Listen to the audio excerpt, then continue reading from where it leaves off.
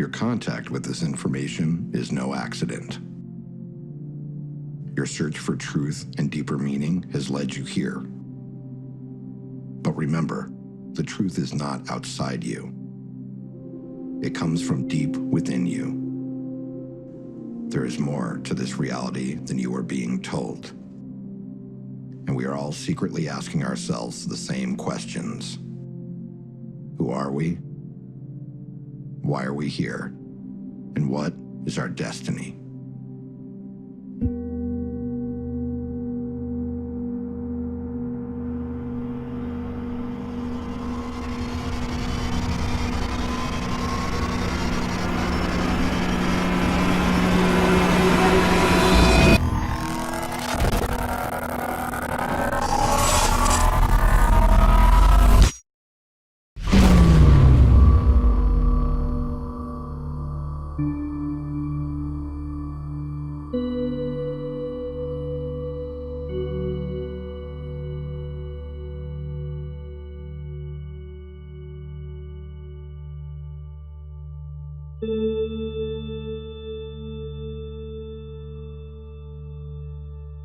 From the earliest stage I can remember, I was having dreams of flying cylinders in my backyard at the house I grew up in. And these cylinders did not have wings, and they would sort of flutter in the air. Interestingly enough, I also had many meetings with an old man who seemed to be connected to these flying cylinders. The old man had gray hair and a gray beard. He had a robe. He wore sandals. This man had such a connection to me that I actually would cry when I woke up from these dreams. In these dreams, he was telling me that a stupendous event was going to happen in humanity's future within my lifetime, that it would lead to some sort of evolutionary leap for us in what it means to be human. And he also told me that I would have a very key role to play in this awakening. He also said that I would be needing to learn as much about science as possible, and also he gave me a keen interest in UFOs and ancient civilizations. I was taught to spend a lot of time looking into the stone monuments around the world. He told me that was very important. He also wanted me to understand what these craft were that this phenomena was emanating from.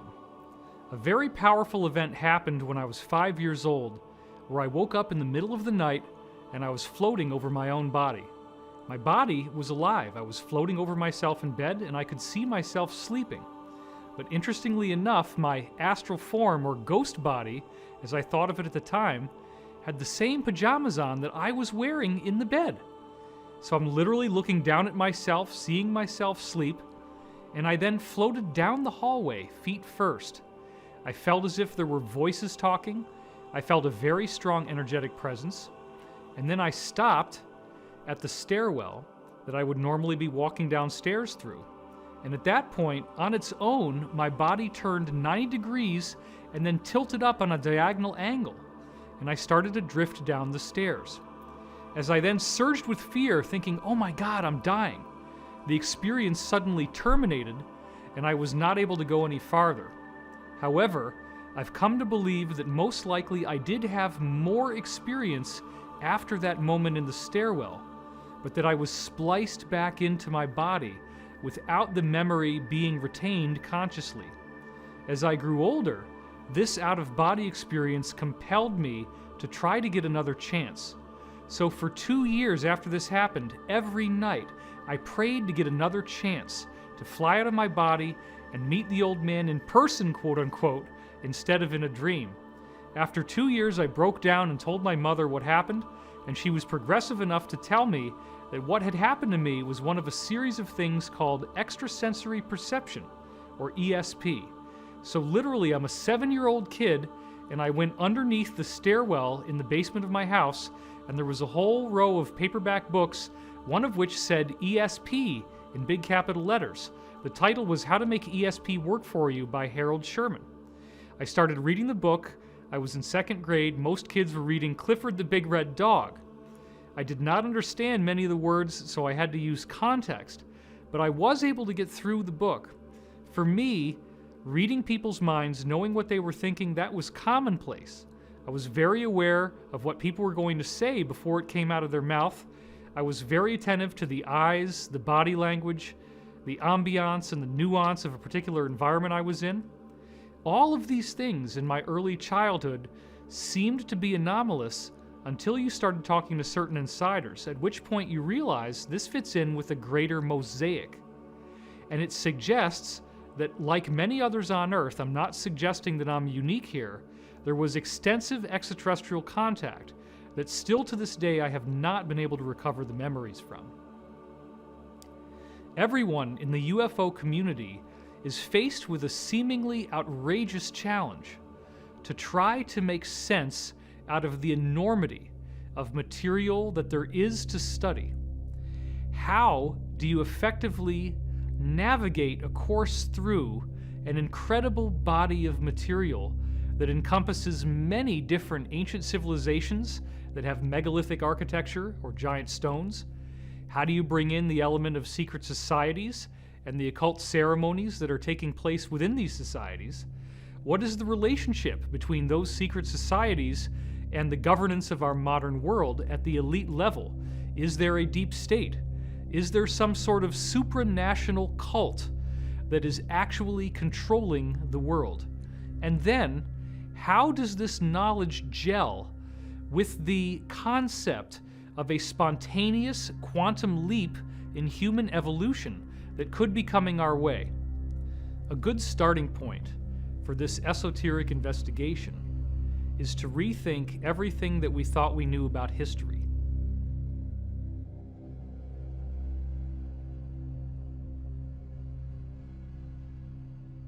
My name is Michael Cremo. I'm a researcher in human origins and antiquity, and that has led me into other questions related to human origins, evidence that goes beyond the timelines that modern science now accepts. Some people use the term OOPArts. That means out-of-place artifacts. According to what most scientists now believe, humans existed in a very primitive state for many hundreds of thousands of years. Human ancestors like Australopithecus and Homo erectus, Neanderthal, and so on. They think, according to the standard ideas, that the first humans like us came into existence about 200,000 years ago. And they think the first civilized humans began to exist about 10,000 years ago.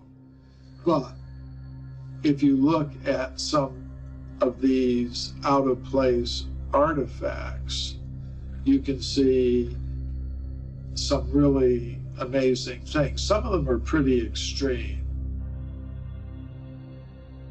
We have this very interesting area in Africa, and this area is called Klerksdorp. One of the more extreme examples were the Klerksdorp spheres. They're made of a naturally occurring type of iron ore called hematite. And these spheres, in multiple cases, have a very clear structure of 3 lines that are all parallel to each other, inscribed directly along the equator of the sphere. To me, that opens up the possibility that these metallic objects with these parallel grooves that go around the center of each one were made by someone with human-like intelligence. What's really interesting is they're found in mineral deposits in South Africa that are about 2 billion years old. They are clearly artificial. They are clearly not a natural geological formation. They were carved by someone. This opens up another huge category of information, which is what has been referred to as the ancient builder race. My name is Corey Goode. I'm a secret space program whistleblower and a extraterrestrial contactee. Because of my access and clearance in the programs, I was able to learn a lot more than what is generally available about the history of our solar system. So during the time that I had this unprecedented access, I also started to look deeper into the history of our cosmos, and I started to find little bits and pieces about an ancient race that they refer to as the ancient builder race. And they called them that because they knew nothing about them. They had found ancient structures all throughout our solar system and other solar systems that were around 2 billion years old. This is also a distinctly fascinating correlation because for many years, I have found connections between what the insiders are telling me about the secret space program and a unique body of material called the Law of One. The Law of One material claims to have been generated by extraterrestrials through a telepathic communication. I lived with the people who generated this for 2 years. Their group is called L&L Research. The source of the Law of One claims that it originated on the planet Venus when it was Earth-like. They are similar to us, as in third density, or third dimensional, if you will. And they said that they date back 2.6 billion years ago. Now that is amazing, because we didn't know about the Klerksdorp spheres back in 1981 when this came through. And yet, the dating they gave in the Law of One for when they were third dimensional like us is exactly the same as the geological dating of the Klerksdorp spheres. And best of all, in the Law of One, they said they had a particular affinity for the pyramid shape, and they built it extensively. Therefore, it does appear that the solution to the mystery of who is the ancient builder race is that this is the group now identifying itself as Ra, the group that gave us the Law of One material, the same group that ultimately contacted Corey Goode, appearing as blue avians, now appearing in 6th density, billions of years later, after they were like us. They are apparently the most evolved extraterrestrial group that has ever been involved with humanity. So one of the few things that we do know about this ancient builder race is that they had created this giant defensive grid around this local stellar neighborhood that we're a part of. 52 local stars clustered together.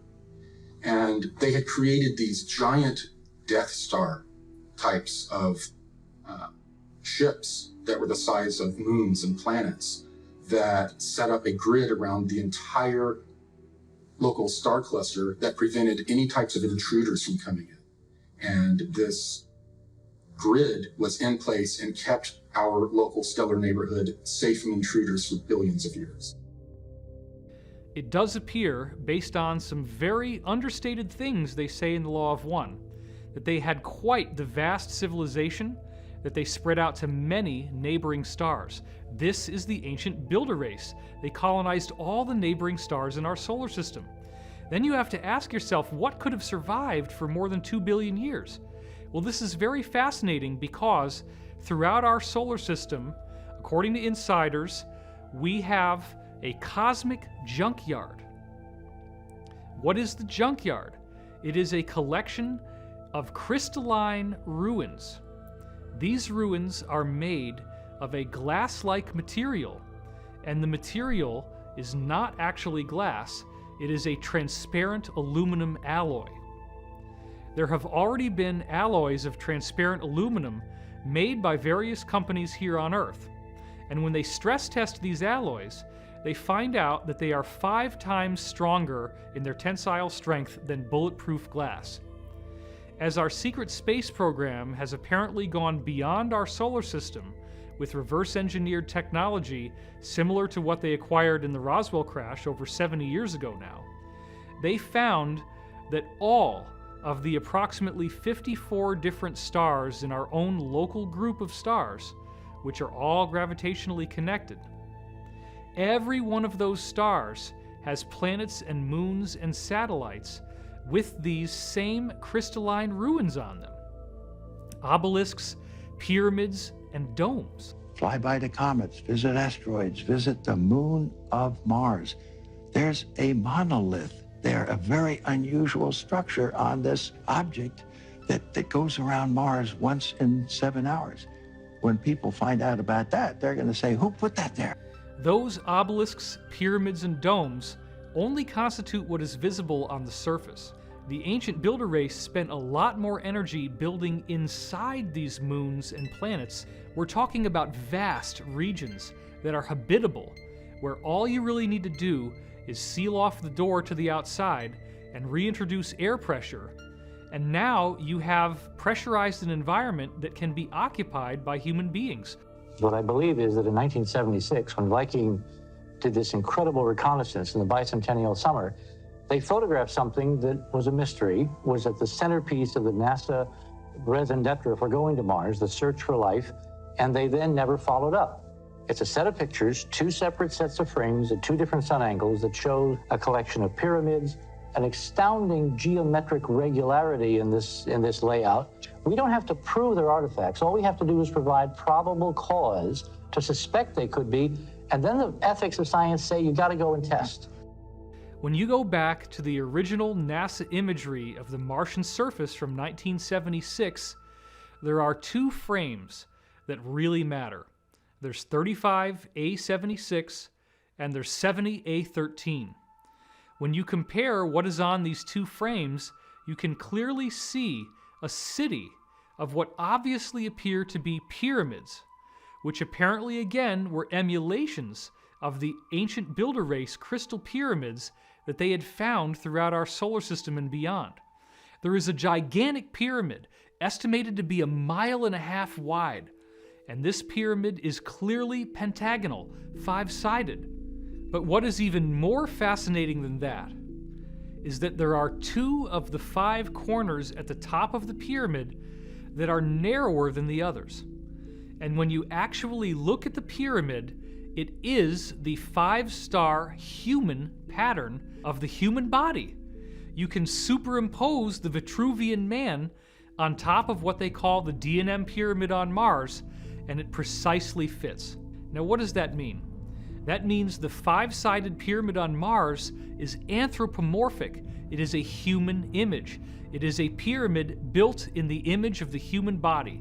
So believe it or not, pyramids and obelisks have been found on the moon, on Mars, and on other moons and satellites throughout our solar system that are very damaged and very, very old, over 2 billion years old. This civilization that was on Mars was very aware of the ancient builder race, and that these ruins, as their civilization evolved, they discovered they were very extensive.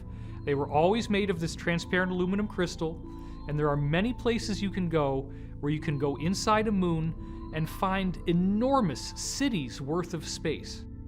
I'm Dr. Michael Sala. I'm the author of the Secret Space Program book series. I'm investigating ways to introduce information concerning classified technologies that have been suppressed from the general public for decades and are now going to be released, we think, in the very short future. Some of you might be asking, well, how could giant bases be built on the moon? Well, we know, according to a group of Japanese scientists that released a paper in 2017, that giant caverns have been discovered in the moon, and that one of these caverns is big enough to house the entire metropolitan region of Philadelphia within it. The people who were involved in this ancient builder race seem to have mysteriously disappeared, and the cultures that came after them worshipped them as gods. They would emulate their architecture. The people who were on Mars, which we call the progenitor race, they actually built their own structures that were very similar to what they had found all throughout our solar system. We had Tiamat, which they say is basically a supermassive Earth.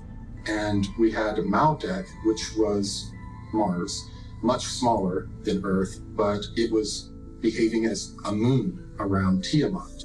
2 different civilizations had developed, and they were very similar. The beings on Tiamat, they all had these elongated skulls that we've seen in various studies, but they were slightly different. The beings on Tiamat were slightly taller and had different shaped skulls. The beings on Maldek were slightly skinnier and smaller, and again had slightly different skulls, but they were genetically related. They were considered basically cousins. and they had royal families from both sides that were in competition with each other and warred with one another. So at some point, this group that we call the pre-Adamites, they entered into warfare with another civilization that is in our local 52 star cluster. And they developed this plan to harness the ancient builder race grid and to use it as a weapon against their enemies. And this grid, it works through what we call the cosmic web. Every star, every planet is connected with an electromagnetic filament. And that's how portal travel works. You travel through these electromagnetic filaments.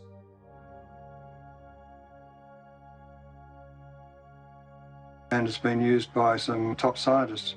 So it is an idea which actually had currency in the last century, in the 19th century.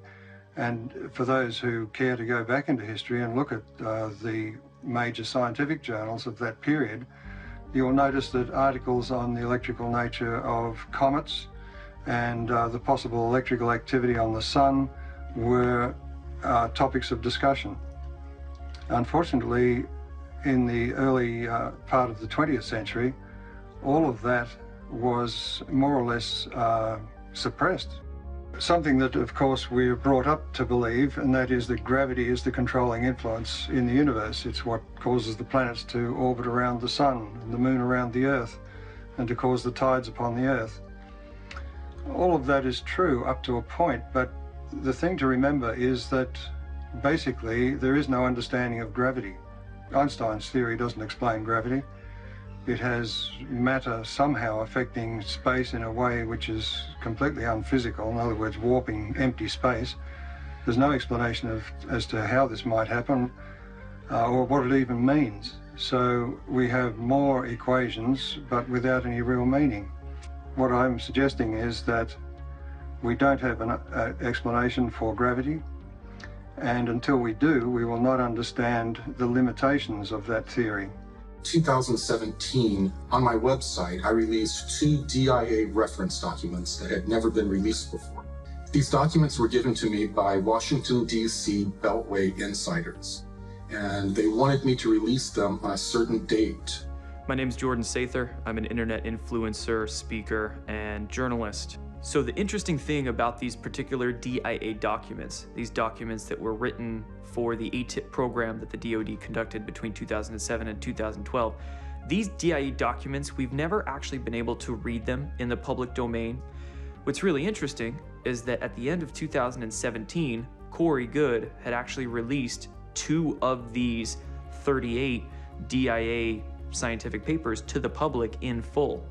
And this has actually shocked many of the people who even wrote these scientific papers. Dr. Eric Davis, he confirmed that Corey Goode was the first person to leak some of these papers out into the public.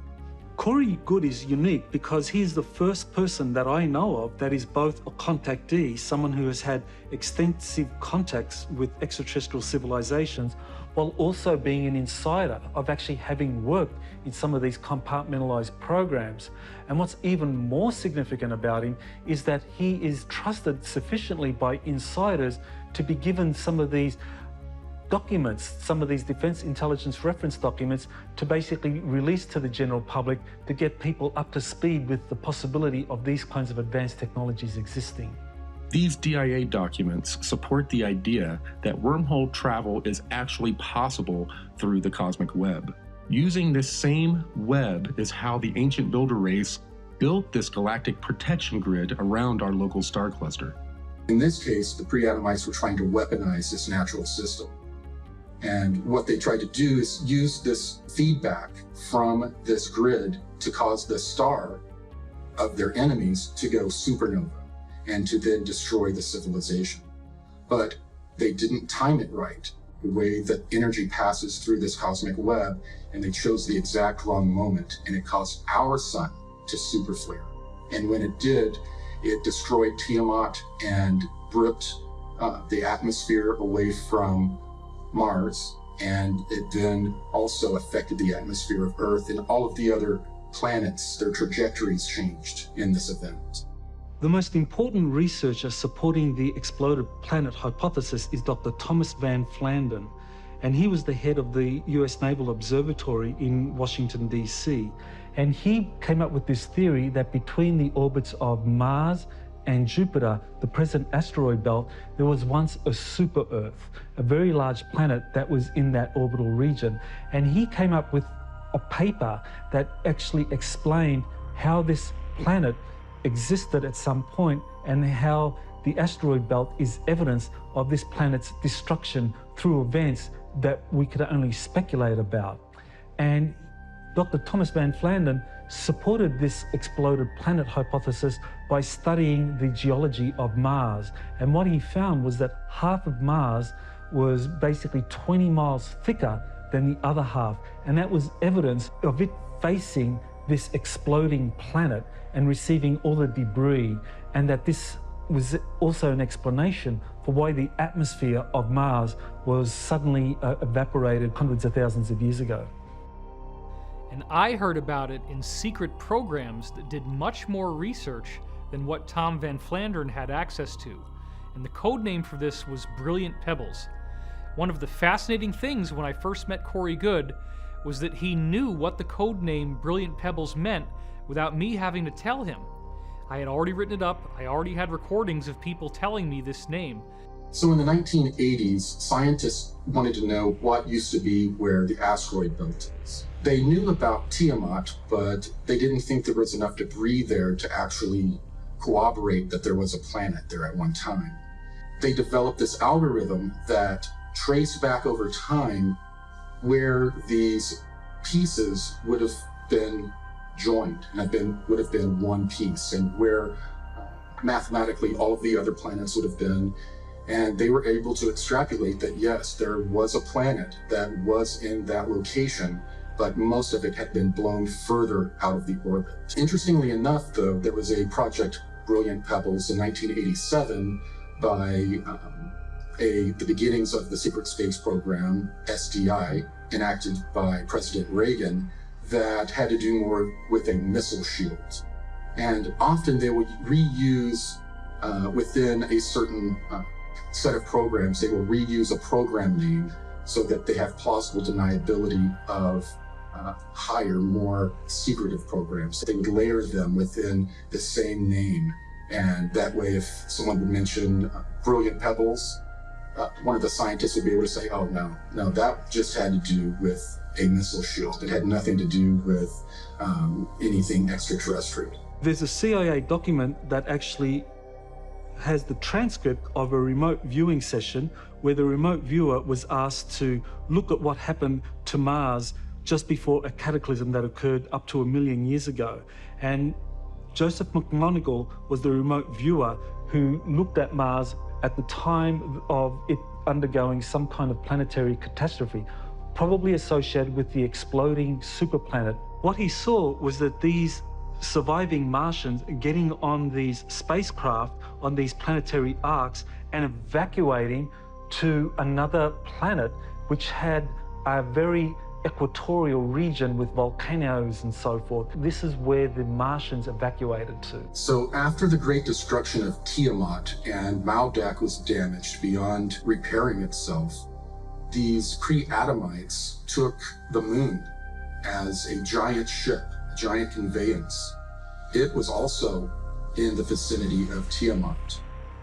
They hijacked the moon and flew it to the Earth.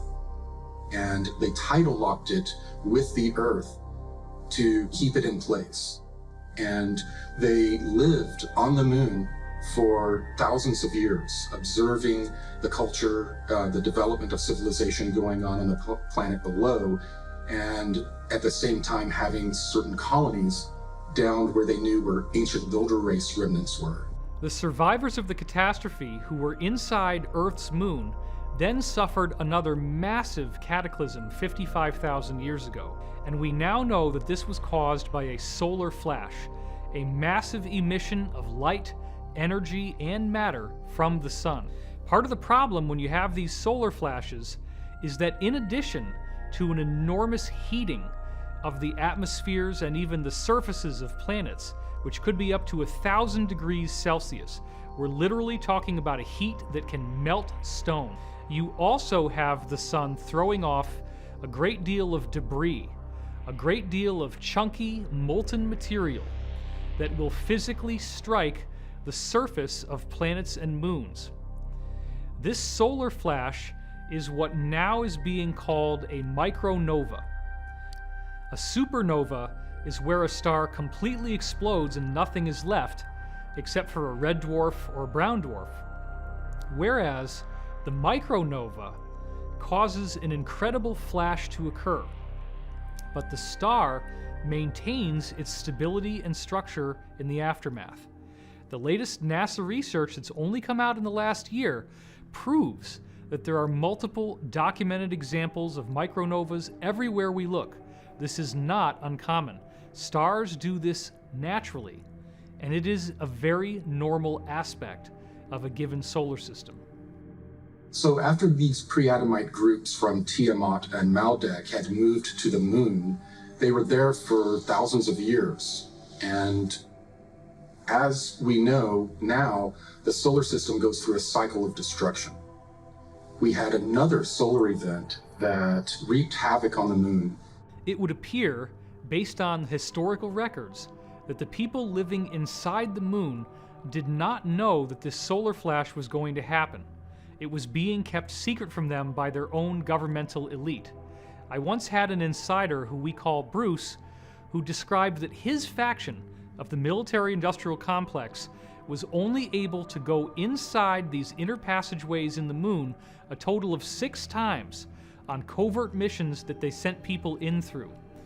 And they found a vast amount of control systems where you walk into a room, the lights come on, you have these big giant screens that are very wide with displays on them, there are control surfaces in front of them, and it was gorgeous. And this goes on for miles and miles and miles, countlessly. Everywhere you look, there are these bodies that have not been cleaned up because the amount of square footage inside the moon is so vast and the amount of depth is so vast that huge regions inside the moon have never been cleaned up, never been explored, and there is a horrible stench from these decaying dead bodies. And the remnants that survived that new catastrophe of pre-Adamites loaded up into their last 3 motherships from their home planets. And they flew those down to Earth. They were damaged, and it was more of a crash landing. Later on, when our secret space program located the remnants of these ships under the ice in Antarctica, they named them the Nina, the Pinta, and the Santa Maria. So when these 3 motherships crash landed, the pre-Adamites that inhabited them began to cannibalize the technology and materials to build out a great civilization. And this civilization would later be known as Atlantis. Another important historical reference to existence of advanced civilizations is Plato's description of Atlantis. He described an island continent with incredibly advanced technologies, with a wonderful canal system and concentric rings, that this was something that was built in a series of islands, and it was the center of a vast empire that existed beyond the Pillars of Hercules. And many people speculate as to where Atlantis is, but I believe Atlantis is probably the western portion of Antarctica, especially around the Palmer Peninsula, that this was, prior to 9700 BC, actually ice-free. They landed in Antarctica, where there is apparently a pyramid that, if you could see it without the ice covering it, is much larger than the Great Pyramid of Giza. That pyramid was a landmark for the surface feature of something that is predominantly underground. There are enormous ancient builder race ruins underneath the surface in Antarctica. The progenitors crash landed in Antarctica, but at the time, the Earth was on a different axial tilt, and Antarctica was not covered by ice. In the 15th century, the Peri-Reis map was produced, and what it shows is the coastline of North and South America, Africa, as well as what appears to be Antarctica, the Palmer Peninsula, as well as part of New Schwabenland. Now, this was well before Antarctica was discovered. When we explore the idea of Antarctica being ice-free, we have to look at the evidence of pole shifts. And the person who's most associated with theories of pole shifts is Charles Hapgood, who wrote a book called The Earth's Shifting Crust. And his book was supported by Albert Einstein, who wrote the foreword to it, and basically believed that Hapgood was correct in terms of his theory, how the pole shifts approximately 40 degrees from one age to another age. This pre-Adamite group, while their civilization was thriving on Tiamat and Maldek, they became very, very proficient geneticists. And they brought that with them to the Earth. And when they got to the Earth, they found inhabitants that were humanoid beings. They then started to play around with the genetics of these early humans and developed them into a number of different species, including hybrids with animals that they used as a slave force. So the people who crash landed in what we now call Antarctica began to introduce their DNA into the genetic material of humans from Earth. And those people who were cloned out did have the elongated skull physiology. Apparently, there were two royal lineages that go all the way back to the source planets themselves, and they have slightly different features. When you look at the elongated skulls, some of them have a distinct bun-like bump that looks almost like there is a ball on the surface of their head there, whereas other elongated skulls have a smooth slope without that bun-like protrusion. This apparently refers to the two major types of extraterrestrial lineages from this exploded planet. So the pre-Adamites thrived for thousands of years and became the Atlanteans. 11,800 years ago, our sun had another micronova, and this was one of the more severe micronovas. And as the ejecta from the micronova left the sun, it impacted the moon and also Earth. According to the maps Charles Hapgood supplied and ice core samples, two British researchers, Rand Flem-Ath and his wife Rose Flem-Ath, wrote a book called Atlantis Under the Ice. What that book shows is that West Antarctica, the Palmer Peninsula in particular, was actually 40 degrees north of its present location in the temperate zone. And that approximately 9700 BC, this is when this coincides with what Plato described as the time Atlantis collapsed into the ocean, that this is when the pole shift occurred. And so that coincided with that region of Antarctica moving down towards the South Pole and it being frozen over, and everything that was in that continent was flooded and flash frozen. And so, according to the maps and the ice core samples, what we can see about Antarctica is that indeed West Antarctica has been ice-free for significant periods because the ice core samples only go back several thousand years at most. Whereas when we look at the ice core samples from East Antarctica, these are millions of years old. When the Earth shifted on its axis, it caused Antarctica to move from a lush tropical zone to a colder region. And it did so quickly that it flash froze the waves that were leaping over the continent. Several years ago, the CIA declassified a document that was authored by a geologist by the name of Chan Thomas. That document is called the Adam and Eve Story, and it describes a cataclysmic series of events associated with a pole shift of up to 90 degrees, where the Antarctic and the Arctic, those both flip approximately 90 degrees so that they are now at the equatorial zones of the planet. With a rumble so low as to be inaudible, growing and fuming into a thunderous roar, the earthquake starts. Only it's not like any earthquake in recorded history. In California, the mountains shake like ferns in a breeze. The mighty Pacific rears back and piles up into a mountain of water 2 miles high. and starts its race eastward. With a force of 1,000 armies, the wind attacks. Within 3 hours, the fantastic wall of water moves across the continent, burying the wind-ravaged land under 2 miles of seething water coast to coast. Central America suffers the same cannonade. South America finds the Andes not high enough to stop the cataclysmic violence pounded out by water in her berserk rage. In less than a day, Ecuador, Peru, Western Brazil are shaken madly by the devastating earthquake, burned by Mother Earth fire, buried under cubic miles of torrential Pacific seas, and then turned into a frozen hell. Everything freezes. Man, beast, plant, and mud are all rock hard in less than 4 hours. Europe cannot escape the onslaught. Western Africa and the sands of the Sahara vanish in nature's wrath. The area bounded by the Congo, South Africa, and Kenya suffers only severe earthquakes and wind. Survivors there marvel at the sun standing still in the sky for nearly half a day.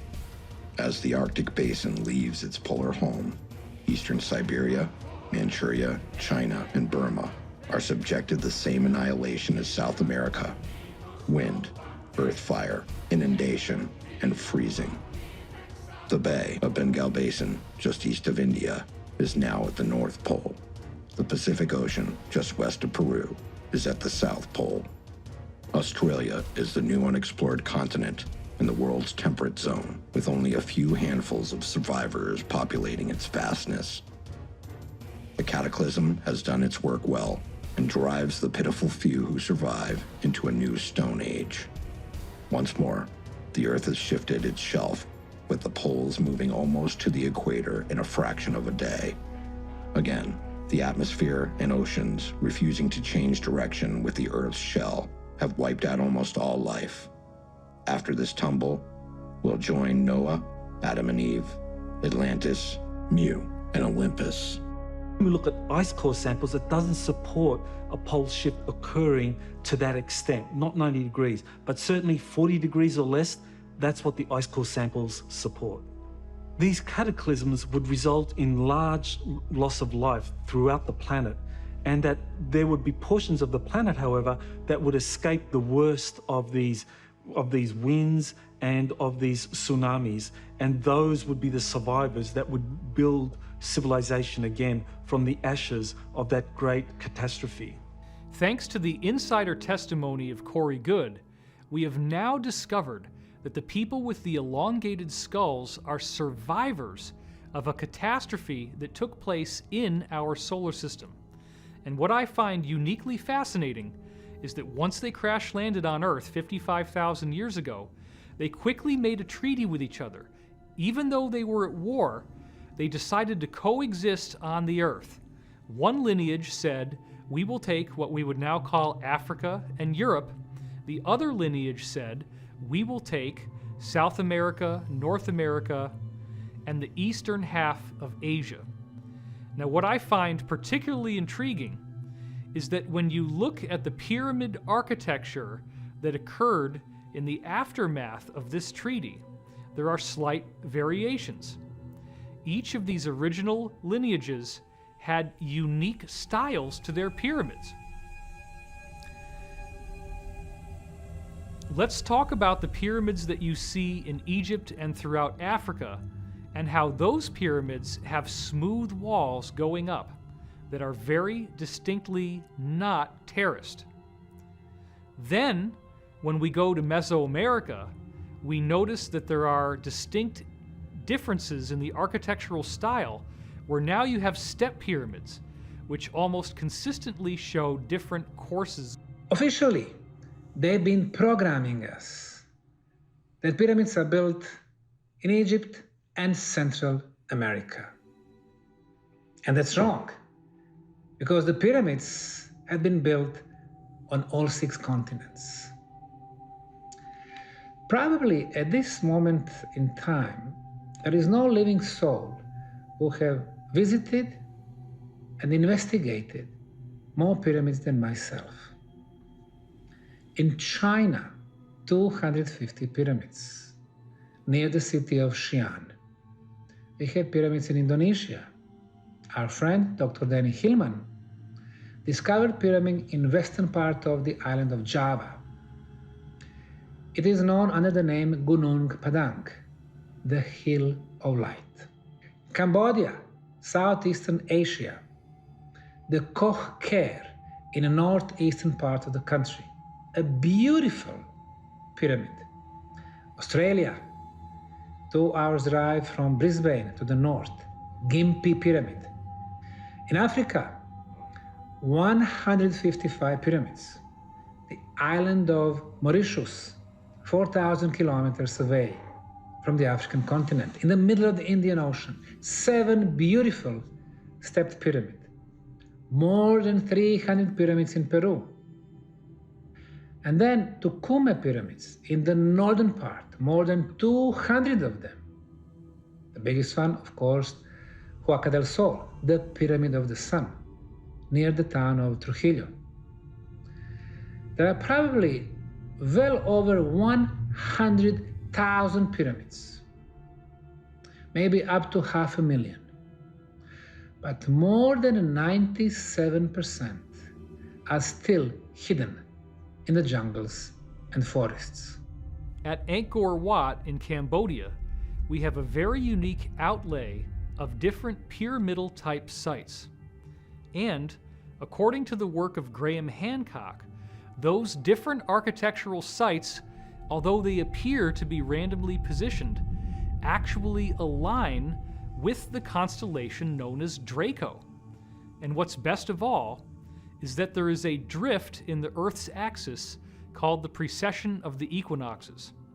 And the alignment of where this series of pyramids in the Angkor Wat area of Cambodia line up with the position of the Draco constellation, this only works if you go back 12,500 years ago. And this is precisely the same as the alignment that everyone is familiar with the pyramids of Giza and the stars in the belt of the constellation of Orion. Another thing that is very fascinating about Angkor Wat is that when you look at some of the temples within this area, and there is one, for example, called Bakse Chamkrong. Oh my God, it looks exactly like the step pyramids in Mesoamerica.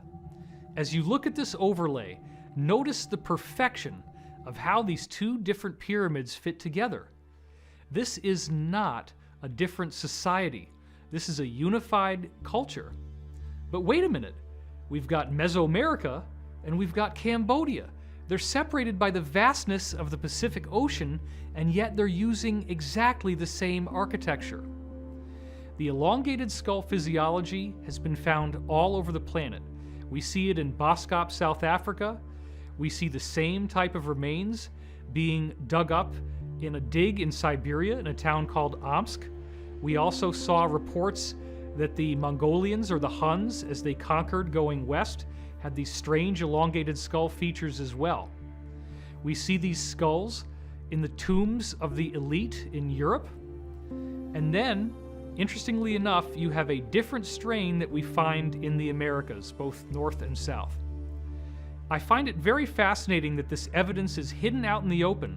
We see these elongated skulls all over the world, but we don't ask the deeper questions. This becomes a very important question of how the modern-day Illuminati, deep state, or cabal actually do believe that they are the remnant of these people with the elongated skulls. The deep state consists of the Rothschilds, the British royal family, the Vatican, and the Chabad cult, which many Jews do not consider to be Jewish. They consider it to be a Khazarian criminal organization. The secret societies are higher than the countries in terms of the loyalties of their membership. Whether it began with with stellar civilizations, I've met someone who purports to be from a stellar civilization, and I've been informed they don't like the term extraterrestrial. They prefer stellar civilization. Be that as it may, whether you believe in extraterrestrial stuff or not, it's clear that here on Earth there's a 1%, there's a 99%. And in 2012, the forces of good started to win. And the Mayans and others had predicted this. And I think the way I explain it to myself is that the collective meditation and prayer that was being done ended up bringing in the positive stellar civilizations, and now the negative stellar civilizations are on the run, and the elites are on the run. Now, the good news is I think human beings are an experiment in free will. And I believe that if we can resurrect our individual sovereignty, there is no power in the galaxy that can stand up to us.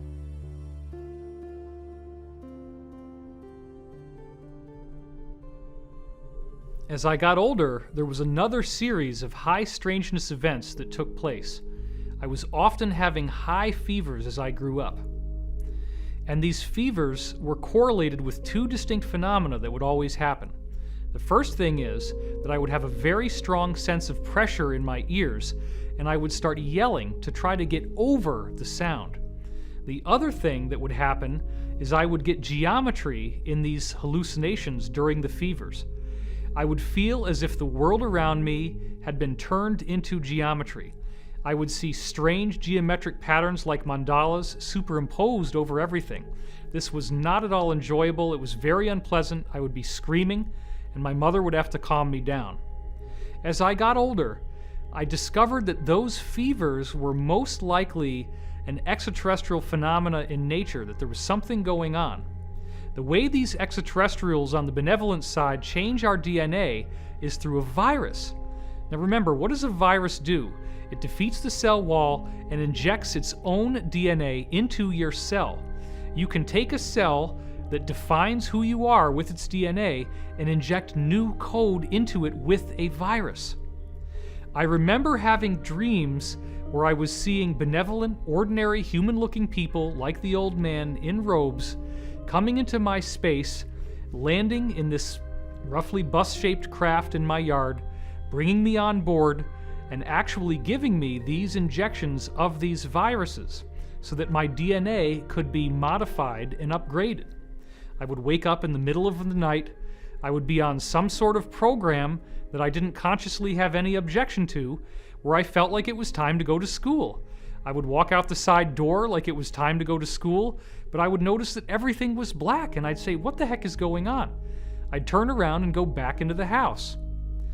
Now, this appears again to be in the high strangeness category, but it seems that at that moment where I'm standing there with my backpack looking at the darkness of the night, that I'm being spliced back in, and I would lose the memory from the time that I was standing there to the time that I would return to the exact same location. This is actually a very common thing that you read about in the contactee literature regarding these extraterrestrial contact experiences. Now, it would seem in these experiences that I was being brought on board some sort of extraterrestrial craft, there was some sort of training taking place, and these classes actually could take place for potentially weeks of time, and then I would be spliced right back in till the moment I left. It does appear that there is a whole section of my life that I have no conscious access to at this time, and certain insiders have told me that because of my unique family background, where the Wilcock line is an English aristocratic bloodline from Yorkshire, that I apparently do already have some of this extraterrestrial DNA. Right now, millions of people on this planet are already in contact with extraterrestrials and they don't even realize it. These beings are contacting us through our dreams and through our subconscious, and many of the thoughts and ideas that we're coming up with don't originate from us. The purpose of contacting people through their dreams and subconscious is to acclimate them and prepare them for open face-to-face contact. Well, I'm James Gilliland, and we're here at ESETI Ranch. Well, ESETI stands for Enlightened Contact with Extraterrestrial Intelligence. Yeah, the beginning of ESETI actually came in visions. And I kept seeing visions of this massive mountain. And when I first came on the property, it was just unbelievable. It was like a movie out of the Old Testament or something. The mountain just, clouds started changing. There's a giant lenticular cloud. It was lit up orange underneath. I got such a download, I was getting tears. I was just standing there looking at the mountain crying, and I go, this is it. This is the vision. I was focused on creating a healing center, like a retreat center, and I wanted to just make it totally eclectic. I didn't want to to pigeonhole it or keep it with any one group. And about probably halfway through of building this center, they started showing up. The ships started showing up. It's got a double. It's weird. Whoa, whoa, thank you. That is unbelievably bright. Whoa, look at that, look at that. Woo-hoo, whoa. And the first encounter was an all-day meditation. I was meditating, and I had a beautiful transmission coming to me about the earth and humanity and our ancient history, who we are and how we've gotten to where we are and what needs to happen to heal, you know, to clean up the planet and the consciousness here. And so I asked them, where are you coming from? And they said, actually, we're on a ship. And I didn't even make it to the door, and my sister and her friends came up banging on the door, and they go, did you see it? Did you see it? And I said, see what? There was a huge light ship hovering right over the house here. So that was my first encounter where I realized I needed to start doing some research on tying in the higher dimensional beings and the spiritually and technologically advanced off-world visitors into the spirituality side of things. When you go within and start expanding in consciousness, we find out we're not just a body and a personality, we're a spirit and a soul, and that's a multidimensional aspect of ourselves. And so as you expand in awareness, you start taking in these other dimensions, and contact is a natural occurrence when that happens. My name is Barry Littleton. I do stock trading, level 2 options, and I also am involved in social services. In the UFO field, I'm kind of just stepping forward.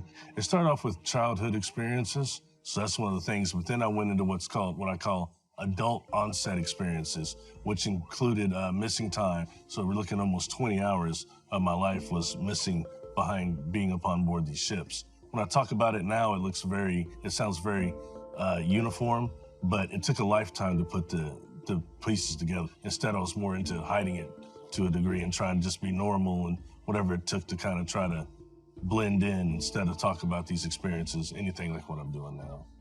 I always heard it as termed as demonic and dealing with demons, and that labels somebody as demons and crazy and puts the most negative connotation on it possible. So that's one problem I think there is there, and that's a real way to block people from talking about this and ever coming forward. These beings, they never would give me any revelations about the future, but they only gave me information concerning the earth and always the technologies, and there was a lot of love energy that came off them. Enough to where being in the presence of a non-human, it would somewhat chill you out, because it's not just a normal thing, and there's a great risk of panic there, but the type of vibration coming off them, coming off their biofields, was very calming. It started off with a being that was insectoid, and when he would come and interact with me in my daily life, he was doing something with the optic nerves, I'm sure of that, to make him appear even more human. But when I saw him on board craft, he was definitely insectoid and ancient. Smaller, okay? That'd be the first being that stepped forward to me.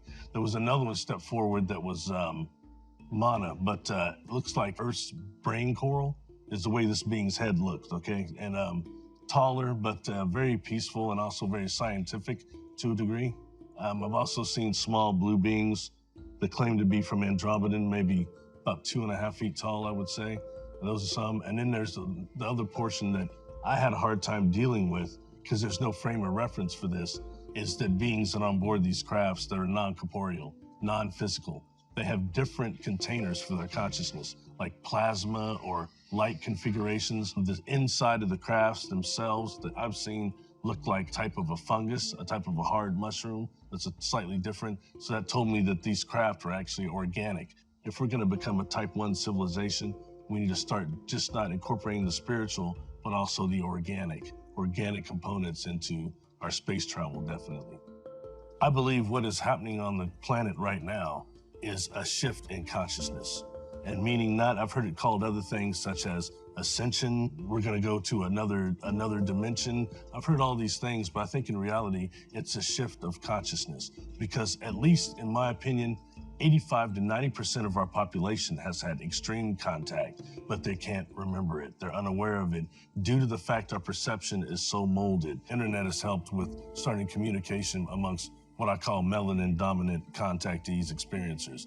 And like I said, it was the indoctrination of religion that kind of stopped that to a degree. But right now, I think that the fact that certain people are coming forward and taking it through darts, a few darts, is making it more accessible to others and others more comfortable about it. I believe they are reaching out because they're wanting right now to help us with this shift in consciousness.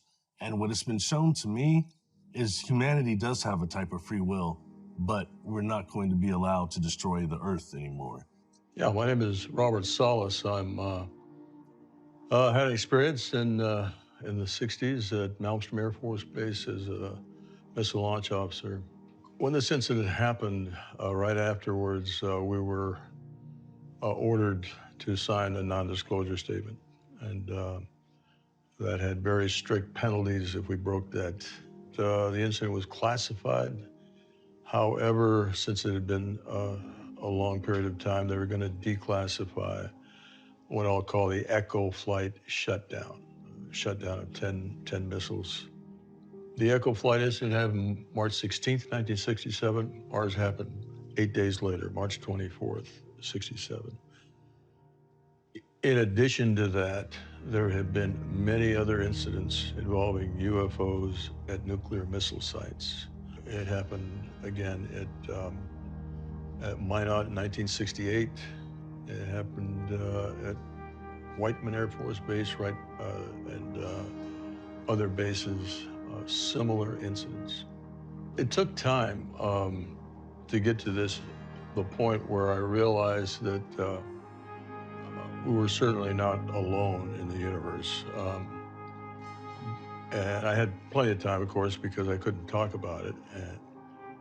But eventually I did get to that point, and it was a kind of awakening that what we were doing on Earth here, building up nuclear stockpiles, having the ability to completely destroy every living thing on the planet, was not acceptable, not only to us, but to others in the cosmos. The bombings of Hiroshima and Nagasaki still haunt me. I think about that a lot. And the fact that we could easily be involved in nuclear war today. We've done it with Chernobyl, we've done it with Fukushima. That's immoral. It's immoral to the whole human race. We can't just adopt the morals or ethics of one particular country or group of people. We're talking about humanity as a whole and how we fit into the cosmos. You know, we are, it should be obvious to everyone by now that we are not alone. And it's ridiculous to think that we are. And the entities have spoken. They have said, you should not have nuclear weapons.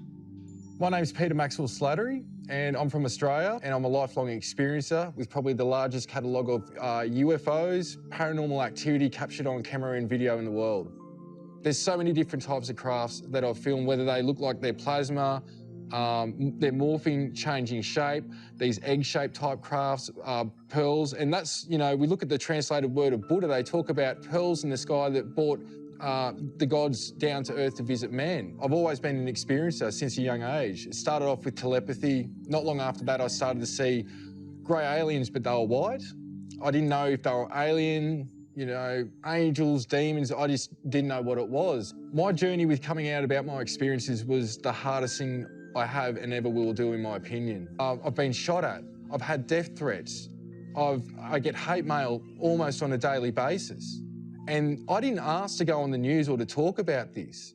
I had the news come to me and ask me if they could use my footage, and I just wanted to know what the hell was going on. I went and got brain scans, I went and talked to people. I thought I was literally going insane. A lot of us do think about suicide.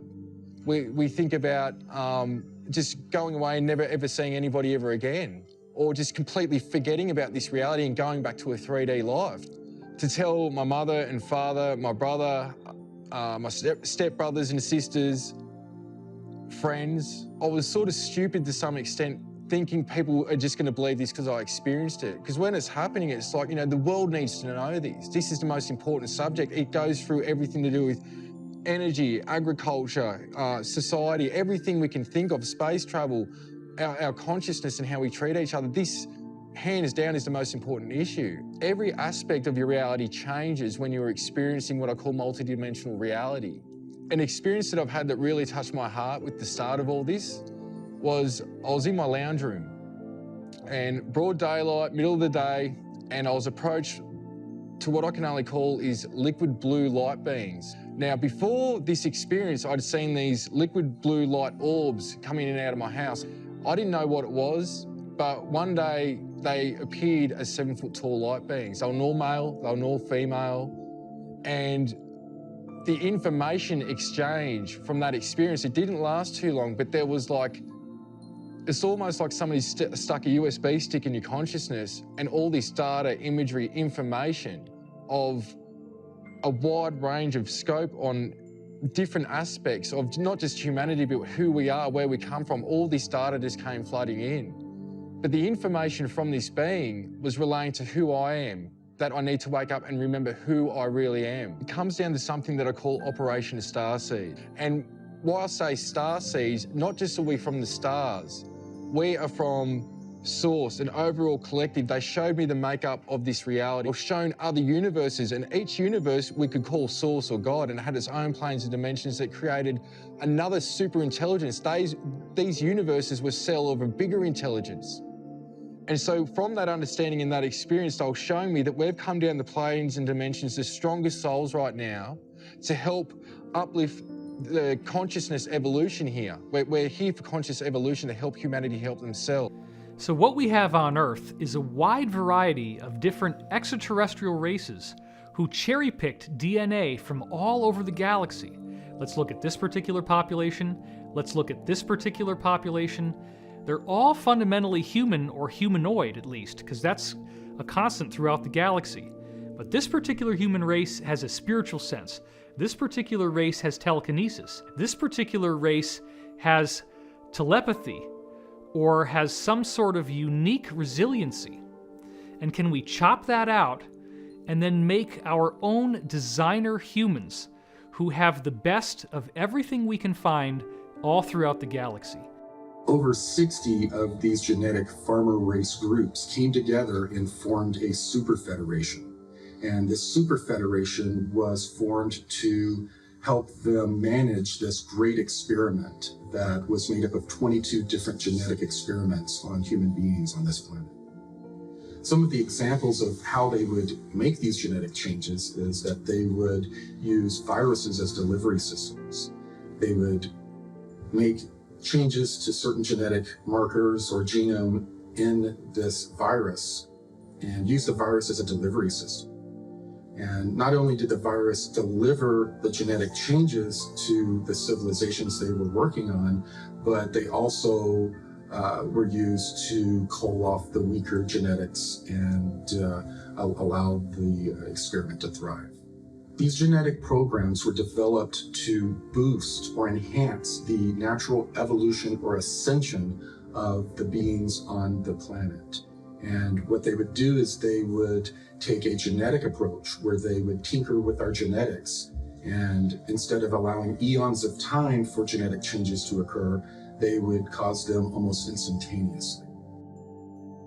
So on our planet, we have all of these different genetic experiments that are in some cases competing with each other. To prevent these experiments from mixing with each other or wiping each other out, they began to develop social norms and different ways for these cultures to self-police and protect their own genetic experiment from being interfered with. So as they're helping us evolve genetically, they're also helping us evolve on a consciousness level. They bring us various belief systems, religions. They instill social norms in us that help us self-police ourselves and manicure our consciousness along with our genetics to develop them in tandem. Even today, these experiments are compartmentalized through religion, language, geographic location, and culture. And there's also a cosmic component. The goal is that eventually the civilization that they're experimenting on and working on become self-guiding. They get to a point to where they control their own genetics and their own consciousness development, as well as join this super federation in going out to other planets and assisting those civilizations in the same process. Now that we've developed to a point of traveling the cosmos ourselves, we've gotten to a point to where we're self-managing ourselves, and this super federation is being disbanded, and we're taking over our own genetic and spiritual development. As a result of all of this, the infrastructure that has been built out secretly in our solar system will now be handed over to the rest of humanity. Another very important point to note here is that the DNA changes that the genetic farmers put into us are at this point still predominantly dormant. They are, if you will, locked up in the 95+% of our DNA that appears to not normally be used, which our scientists call junk DNA. We only use about 5 to 10% of our DNA for building our body. They call these coding DNA sequences, meaning that they code proteins to make our physical body with. 90 to 95% of our DNA is non-coding DNA. In other words, mainstream science has no idea what this DNA really does. They call it, quote, junk DNA. Why would any sort of intelligent designer put junk in our body? Put something in our body that's useless? That wouldn't happen. In fact, what I believe is that this 90 to 95% of junk DNA is actually used metaphysically. It's used for our consciousness in ways that we just don't really understand yet. My name is John D'Souza. I was an FBI special agent for 25 years. One of the things that I notice at the FBI and in any law enforcement group really is that they are demonstrative of the larger rule that there's always a percentage in any segment that demonstrate these extraordinary powers, these extraordinary abilities, 5, 6, 7%. Luckily for us, they save extraordinary numbers of people's lives using those abilities. I think what sets these people, this segment of the population, what sets them apart from everyone else is that they have some kind of marker that designates them as having parts of their DNA activated that the majority of the population doesn't have. And that's something that's evident no matter where you go in every group. There's always that segment, that remainder of people that they just activate. One of the first great experiences of the paranormal that was shared by me and hundreds of other law enforcement officers was what we called the Indigo Kids of 9/11. This was groups of little kids as young as 5, 6, 7 years old, all over the United States, that in the weeks and just days before the 9/11 terrorist attacks, they had cognitive experiences of what was going to happen. And they displayed those experiences the way the little kids would. At school, sometimes they did it with drawings, with finger paints, with arts and crafts, representing burning buildings where people were jumping out of the buildings. And people, no one really paid that much attention to it until 9/11 happened. And then we in law, we set up all these intel centers saying, report anything at all that occurred just before 9/11, anything suspicious, anything at all, doesn't matter what it is. And people did. People reported these little kids. They reported them as having dreams and visions and arts and crafts representing what happened on 9/11. So we had to go investigate these little kids for possible connection to terrorism and their parents. We had to go question them, and we did. And in every case, they had a vision, they had a sense, they had a remote viewing, they had something of that sort. And there was no physical explanation how they could have known. And that's the Indigo Kids of 9/11. It's very evident to me that corporations and government intel agencies are very intent on monitoring and identifying everyone who's had these anomalous experiences, because they want to identify them, because later on, they're probably going to scoop them up. It's like gun registration. You got to know where the guns are so you can get them all later on. Now, certain cosmic laws were established for these genetic experiments. To avoid violating these cosmic laws, some of these ET genetic farmer races would incarnate as humans and allow themselves to be experimented upon. These genetic farmer races would also incarnate here for raising our consciousness. We have various people like Tesla and Einstein who are most likely starseeds or incarnates of these extraterrestrials. These people brought philosophies and scientific principles that radically changed our civilization.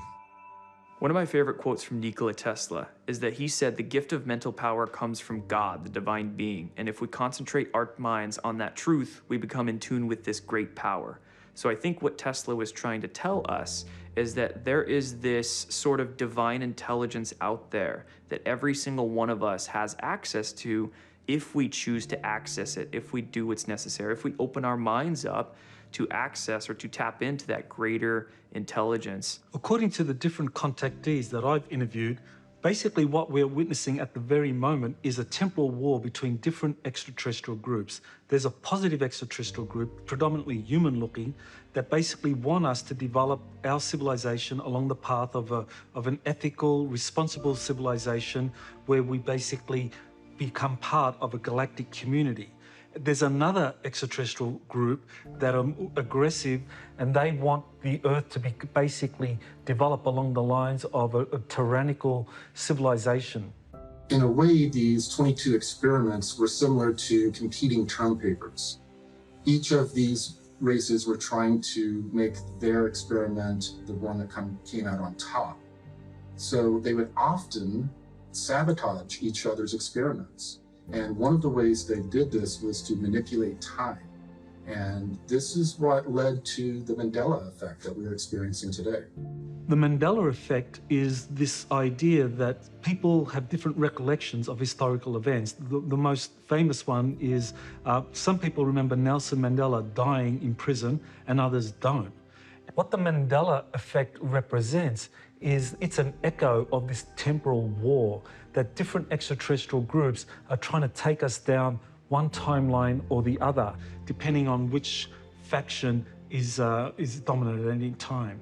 There's a long history of colonization projects and starting over. The best evidence of that is called Gosford glyphs in Australia. So the first landings were actually in Australia, not in Africa. It's written in the stone on the Gosford glyphs, and it talks about how a ship came down. There was a Denisovian man, the original man that was here. They added their genetics to him, and they created the hybrids. When they did this, they manipulated to create basically the Aboriginal, the original people. And it was so they could incarnate into that body and have the Earth human experience. When I talked to the king of the Raven tribe, Ulukai Brendan Murray, a lot of his information tied in with James and myself through contacts. The tribe used to meet the star people there. And then what happened was it was all positive and consensual. But then something happened at a time where other beings were turning up and started to actually remove people from that site and take them on their crafts. And in a time when the human DNA had that multi-strain, 6 double helixes instead of the 2 that we've been hindered to, where the people would transform and escape the kidnappings from these crafts.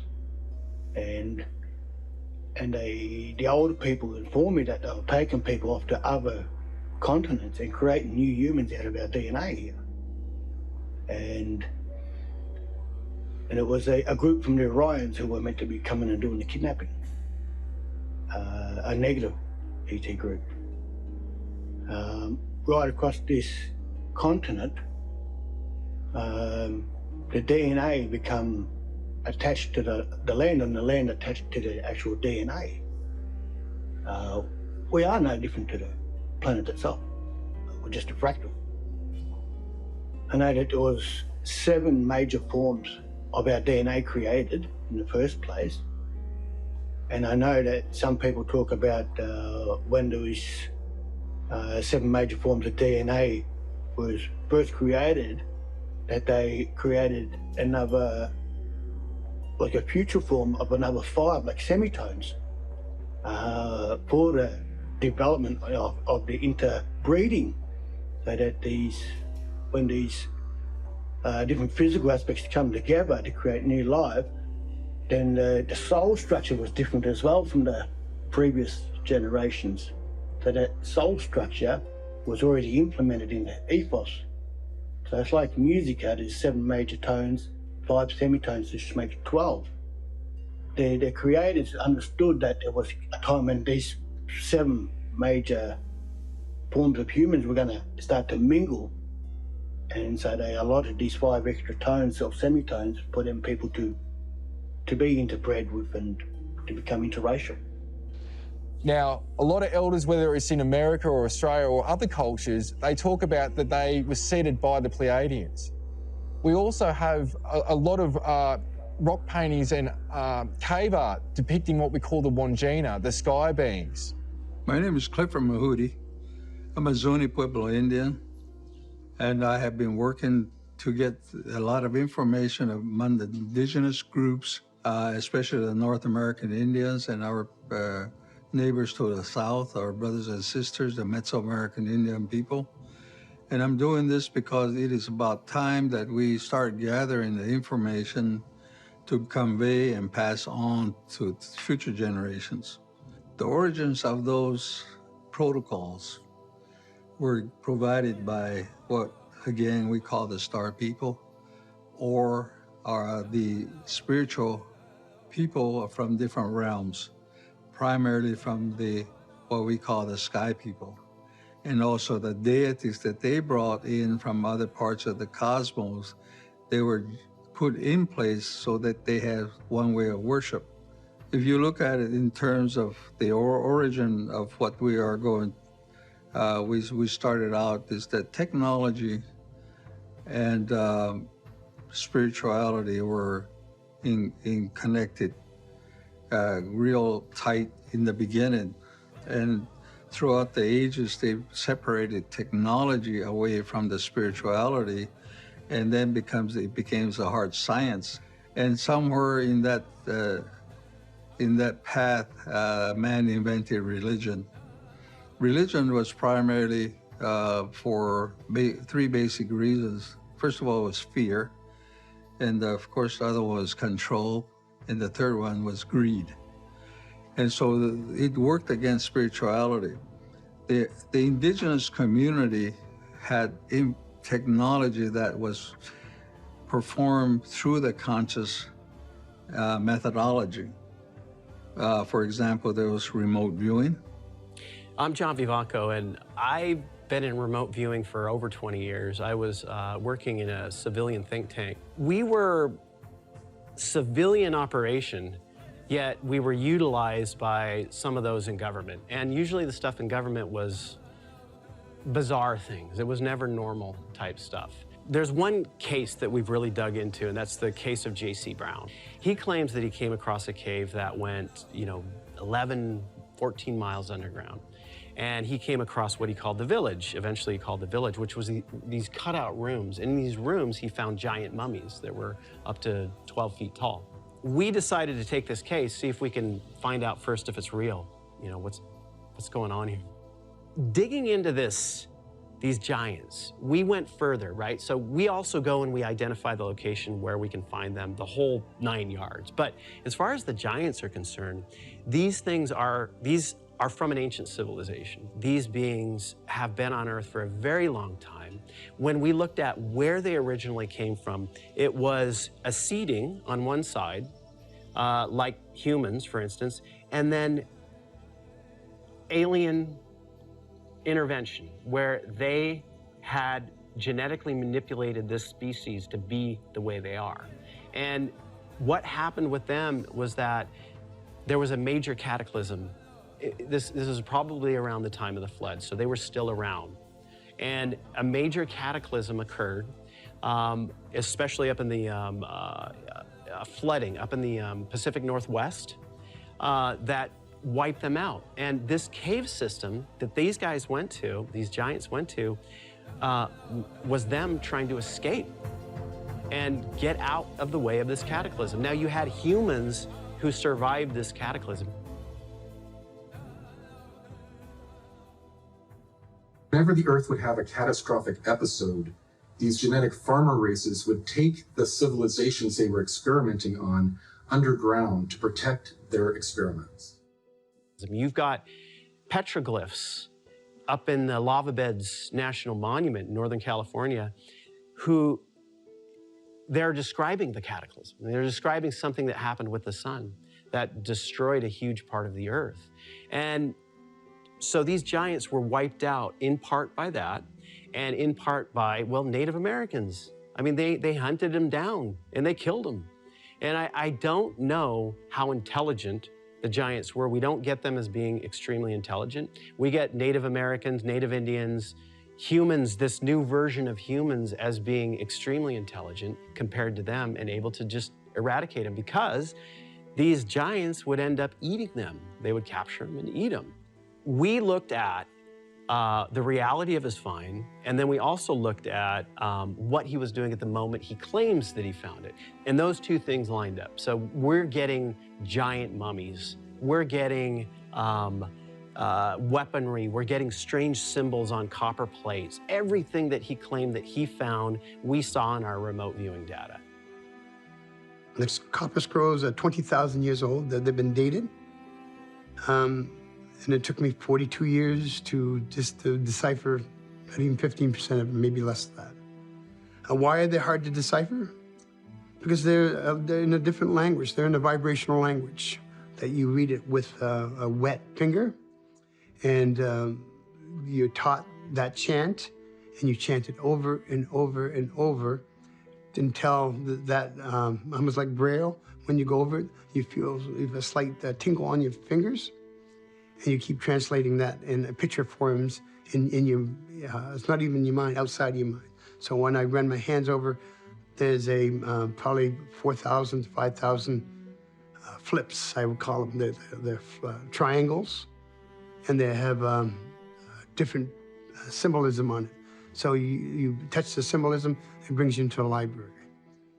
And the Copper Scrolls gives us instructions on technology, history, timelines, inverted timelines, different math to calculate those timelines. They explain about different physics, about 140 different ways of doing math. The Copper Scrolls, we don't think they're from here. The Copper Scrolls has been mentioned through the Bible, through a lot of the ancient texts. The Mormons have part of the Copper Scrolls. The Catholic faith has it. The government has some of it. And there's other organizations that have parts of it. And there's still some of the Copper Scrolls that's still buried that we know where they are. The Copper Scrolls gives us very specific instructions how to make a spiritual machine so you can actually hear spirit. And you can talk to spirit, and the spirit will talk back with nothing, just the human people. No machinery, nothing else, no cell phones, no prayers, no dancing, no channeling. It's with community. That's what I'm doing here. Some of our native indigenous civilizations that mysteriously disappeared, such as the Olmec, were actually extraterrestrial civilizations. So over eons of time, when in other star systems they went through similar catastrophic cycles, these genetic farmer races had brought them as refugees to our planet, and they would live on our planet for up to thousands of years while their system repaired. And then afterwards, they were removed and returned to their own star systems. So it turns out the Earth is a cosmic refugee camp.